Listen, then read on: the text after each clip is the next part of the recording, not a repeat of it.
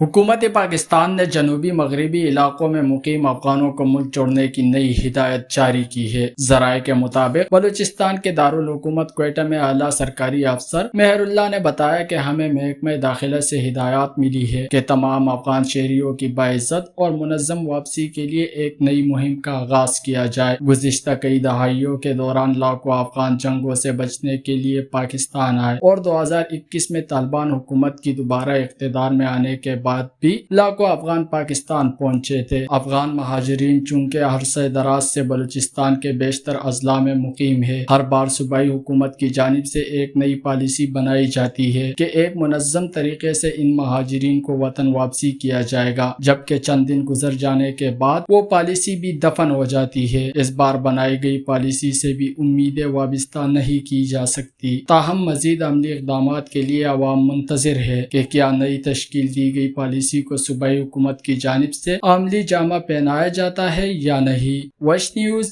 Balochistan.